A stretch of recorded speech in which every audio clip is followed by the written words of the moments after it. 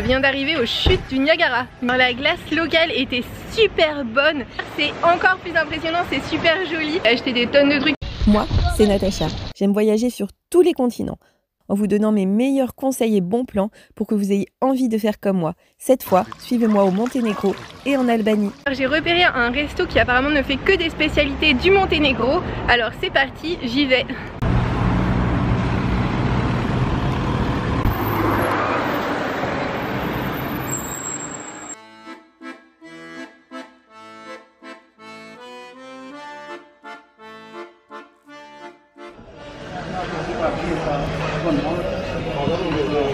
Ce midi j'ai pris du cacamak. En fait c'est une polenta avec de la pomme de terre, du maïs et du fromage. Et c'est énormissime.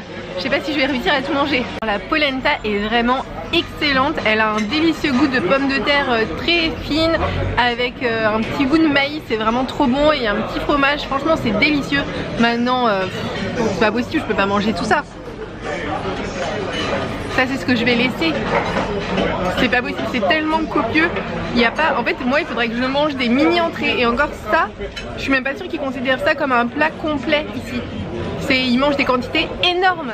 J'ai commandé de la glace locale. Ça se présente sous la forme d'un pot.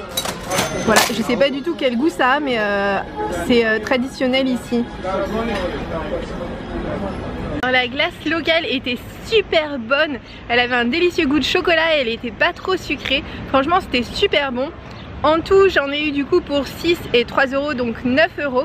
C'est pas super cher vu la quantité. Après honnêtement c'était beaucoup trop copieux.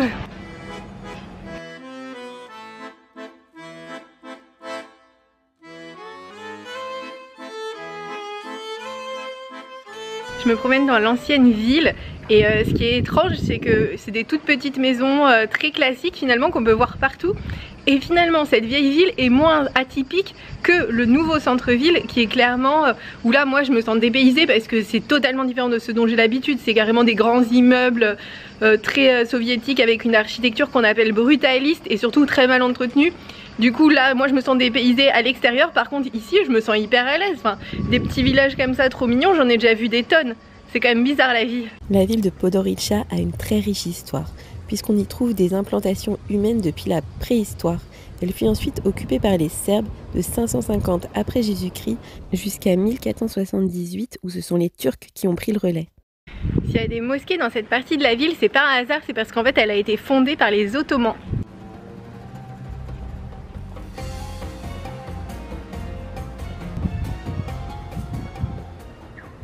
En 1878, il est mis fin à 4 siècles d'occupation turque et Podgorica est intégrée à nouveau au Monténégro.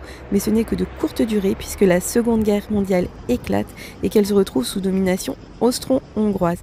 Puis, elle est intégrée à la Yougoslavie entre les deux guerres. Et à ce moment-là, elle ne compte que 13 000 habitants. La Seconde Guerre mondiale fut un désastre absolu pour elle puisqu'elle fut bombardée plus de 70 fois et quasiment rayée de la carte. Les maisons que vous voyez là sont les seules qui ont été épargnées par cette tragique guerre. À l'issue de la Seconde Guerre mondiale, elle se retrouve à nouveau intégrée à la Yougoslavie sous le régime de Tito. Et à ce moment-là, elle s'appelle Titograd. Elle ne gagne son indépendance qu'en 2006. C'est pourquoi elle n'a toujours pas l'allure d'une véritable capitale européenne. Chose assez incroyable pour moi dans une capitale, c'est qu'il y a des parkings un peu partout, mais les parkings sont pas goudronnés. Enfin, ça peut paraître anecdotique, mais je trouve que ça en dit très long sur l'état de cette ville.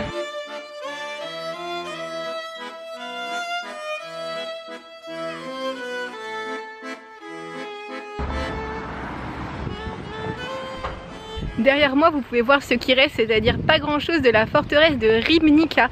Elle a été fondée par les Ottomans en 1474. La seule chose qui reste vraiment, c'est le petit pont que je vais vous montrer.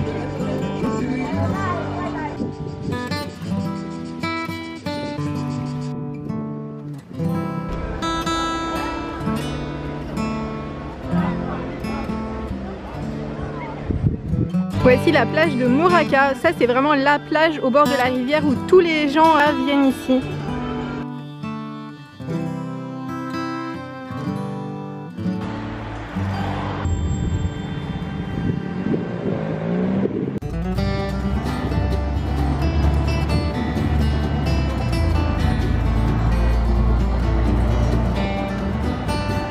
Je suis actuellement dans le marché de Podgorica, je ne saurais jamais le dire en fait, et c'est le marché alimentaire au sous-sol. Il est pas très joli mais il est rempli de fruits, et il s'avère que mon appartement est à peine à 20 mètres, donc je pense que je vais me faire à manger basé sur ce que j'ai acheté ici.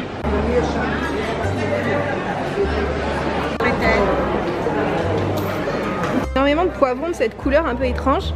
J'en ai acheté un, donc je pourrais vous dire à quoi ça ressemble.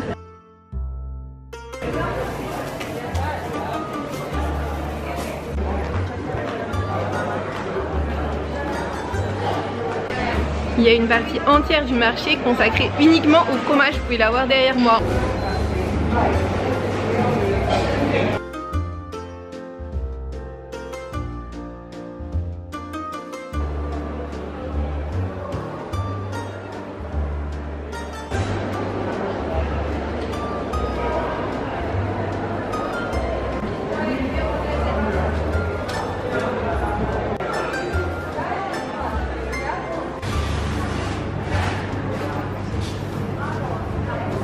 Du marché en à peine 15 minutes, j'ai acheté des tonnes de trucs, il faut que je retourne dans mon appart. Regardez ça, j'ai acheté un quart de pastèque, 1 kg de carottes, un poivron, des framboises et des mûres. Ah la cata, je me suis tellement laissée emporter. Je vais vous faire visiter mon appartement à Podgorica, c'est incroyable. Alors déjà, voici l'entrée. Il y a un petit endroit pour poser ses manteaux, un gigantesque placard, incroyable. Ensuite, voici le salon qui est pour, je sais pas pour combien de personnes, c'est absolument énorme. Ensuite, il y a une télévision où vous pouvez mettre Netflix, YouTube, etc. Regardez qui est en train de faire une vidéo. Tadam, c'est moi, sauf que... Oui voilà, c'est moi. Ensuite, vous avez un balcon. La vue, alors voici ça, c'est vraiment à quoi ressemble la ville, hein. C'est très représentatif, c'est peut-être pas très joli mais au moins c'est représentatif. Ensuite il y a une salle à manger évidemment, hein, où prendre son repas. Donc voici la salle à manger, très jolie, très bleue. La cuisine qui n'est pas trop belle, des plaques à induction, il y a même un gaufrier. Je suis passée au marché, donc du coup j'ai acheté 7 pastèques pour 1,50 €, 1,50 € de carottes, 1 € de mûres, 1,50 € de framboises et du poivron. Regardez, je sais pas si vous avez vu de ce côté, il y a un joli mûr comme ça.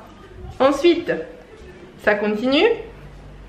Il y a un gigantesque placard ici, une salle de bain avec, et c'est le plus important, une machine à laver, une douche avec du très beau carrelage.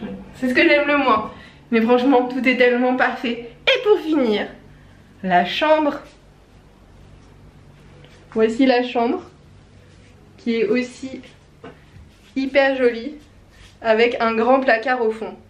J'ai absolument pas besoin de ça. C'est vraiment un appart pour vivre, beaucoup plus qu'un appart pour être loué. C'est juste 10 fois trop grand pour moi, mais ça coûtait pas très cher, c'est pour ça que je l'ai pris. J'ai repéré des chutes d'eau qui se trouvent à 10 km de là où je suis. Ça veut dire qu'il faut que je trouve un taxi parce qu'il n'y a aucun moyen de transport collectif pour y aller.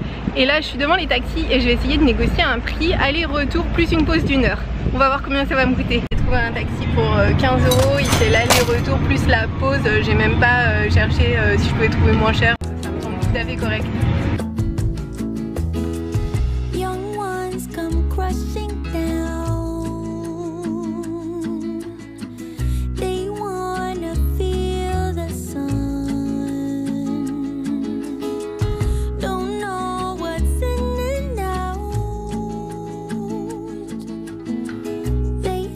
Je viens d'arriver aux chutes du Niagara. Vous n'y croyez pas, mais regardez bien. C'est vraiment ce qui est écrit par terre. Ce sont les chutes du Niagara du Monténégro. C'est incroyable, non?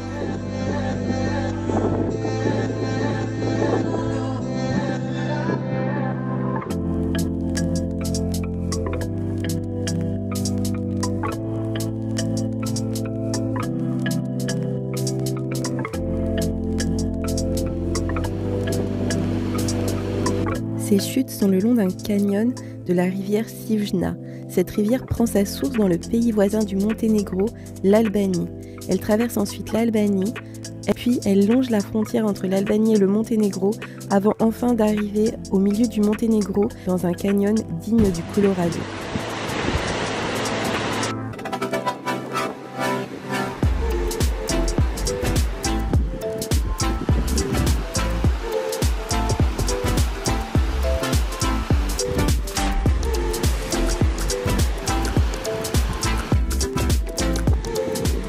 Ces fameuses chutes du Niagara atteignent leur apogée au printemps. Le problème c'est que là c'est la canicule et le plein été.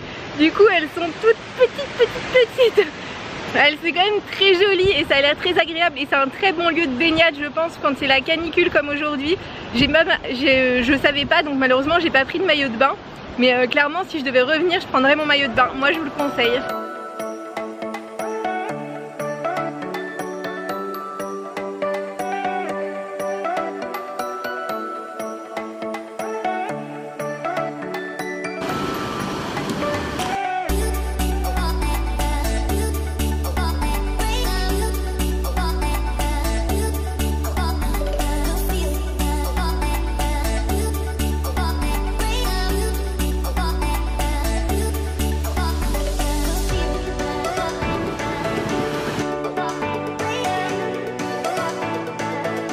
J'ai suivi des gens qui venaient d'ici dans un petit chemin du haut vers le bas.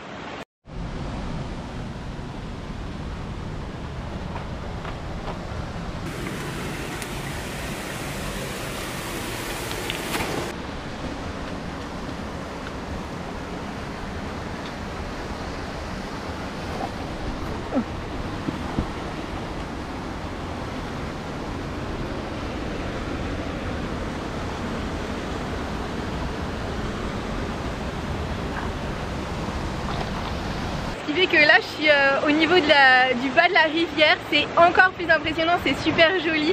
Je vais essayer de voir si l'eau est glacée ou non.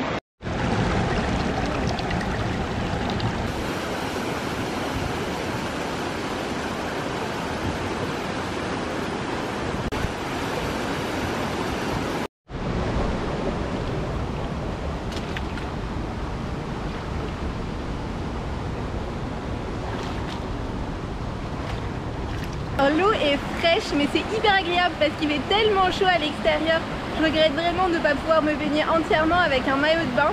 J'ai juste mis mes pieds, j'ai même gardé mes sandales. Il y a des algues comme ça sur les rochers.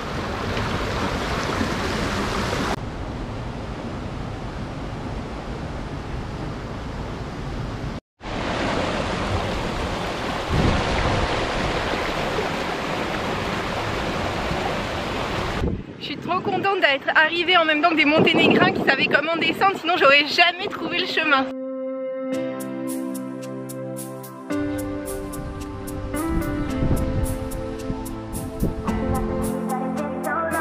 À l'endroit exact où il est supposé y avoir vraiment ce qu'on appelle les chutes du Niagara, en fait il n'y a carrément pas d'eau qui coule.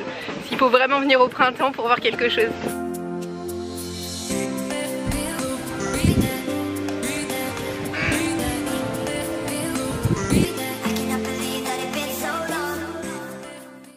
Franchement c'était une super expérience, prenez votre maillot et quittez la ville et hop pour une après-midi venez la passer là, ça change les idées. Bon et bien mauvaise nouvelle, mon taxi a tout bonnement disparu. Il est parti sans moi. Là donc là je trouve pas d'autres taxis, ce qui fait que je pense que je vais rentrer à pied, ça me fait 10 km à pied quoi. Génial. Bon, j'ai à peine commencé à marcher que mon taxi est réapparu, donc c'est bon, je suis dans le taxi, je vais pas avoir à marcher 10 km parce que en fait ça me dérange pas de marcher 10 km, seulement là c'est vraiment une route dangereuse et pas du tout agréable, donc enfin là ça me dérangeait un peu de risquer ma vie, marcher ok, risquer ma vie non.